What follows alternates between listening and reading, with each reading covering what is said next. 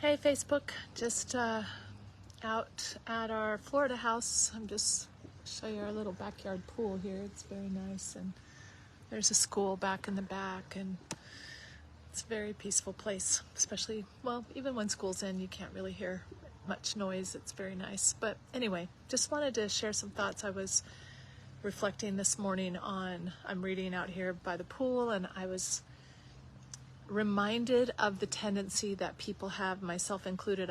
I've watched this tendency over the years of watching to see where you're listening. Like when I would teach seminars or whatever, I would say, pay attention to the conversation in your mind that goes something like this. When you hear anything or read anything or even think about anything, pay attention to the tendency we have to say, oh, I agree. Oh, I disagree. Oh, I agree. I disagree. Both of those are from the same place. I call it of,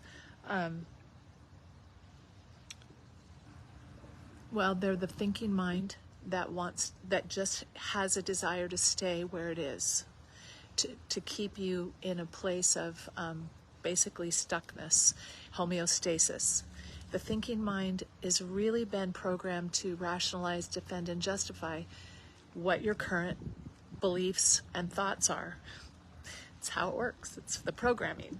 So how you can help reprogram or unwire that tendency is just to watch for it. Watch for yourself when you are listening to anything. Even right now, you might be going, oh, I disagree. Oh, I agree. Oh, I disagree. Oh, I agree. Because that's the programming. So just watch from that higher level of consciousness. You do have a higher consciousness element, your true self, that piece of God, the observer in you. Without judgment, you have that. You can look at your thoughts instead of just going with them like autopilot. So watch your thoughts. And when you find yourself going, oh, I agree. Oh, I agree. I agree. Oh, I disagree. Oh, no, I don't agree. I don't agree. Then just don't judge it. Just go, oh, that's interesting. How? Because what the other option that is there is to just be curious. Let go of the need to agree or disagree, right, wrong, good, bad. But Kim, I need to discern. I need to have a discerning spirit. That's just your thinking mind rationalizing your judgment, justifying you. So just see that for what that is. Because what happens when we are exposed to information and what keeps us trapped into current beliefs and opinions? It's the ego. It's that homeostasis, that stay right where you are. Even if you're miserable, you're right. And here's all the evidence why you're right, to feel how you feel, believe what you believe. This is how the cycle goes. But when you move to, and you notice it first from watching yourself getting triggered by it, like, oh, I'm in agree, disagree. Oh, I'm in agree, disagree. When you notice that, now you have a choice. You have an awareness now that you can go, oh, maybe that's what she means by that. Well, what's my option? Just go, if it doesn't resonate. That's how I shifted from agree, disagree. A lot of times is when I felt that snag one way or the other. See, you feel snagged when you don't agree, but honestly, the agree part of you is just as much in this mix. So watch and see what you agree with strongly, because, and then move to, well, does it resonate with me? Does it resonate? It doesn't have to be true. It doesn't have to be right or wrong. Does it resonate or not resonate? Not resonate means it's not something that's applicable to me right now.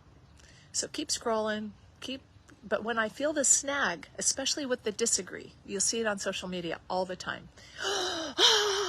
And then I have to make sure you understand that I disagree and I blah, blah, blah. I laugh because it's so human nature. It's so ego-based. It's so in this place of right, wrong, good, bad judgment. When you're ready to get out of that muck and the mire that keeps you upset, then just look at everything like with a curiosity, like, okay, well, if you disagree with something, just go, well, okay, they're on their path, or that premise or that principle doesn't really affect me. It's not really where I'm at. Or you could also say, how does this principle that I had a strong visceral reaction against, what's really underneath that?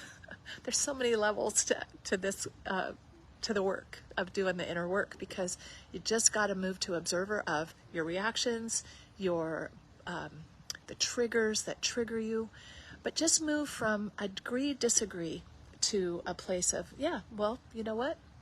Maybe, but it doesn't, it's not where I'm at in my understanding or in my whatever. My beliefs aren't aligned with that. Doesn't make it wrong, doesn't make me right. It just isn't what applies to me right now. Keep on moving on, keep on moving on.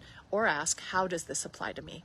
Is there something for me here? When you ask the question, then you're opening up that portal to God, to the Spirit, to say, well, actually, there is, but you have to have a true heart about it. And to do that, you have to let go of the ego about having to be right. And this is all connected. So when you let go of the ego of having to be right, having to prove somebody wrong, listening from a new place, asking a new question, how does this apply to me? And why did I have that visceral reaction about it? And listen for the thinking mind to come in and defend it. Oh, listen to that. Listen to those thoughts that just are instant, right now, ready to defend whatever it was that I felt was wrong, that I disagreed with. Anyway, I just wanted to share these ideas with you this morning, and thanks for listening.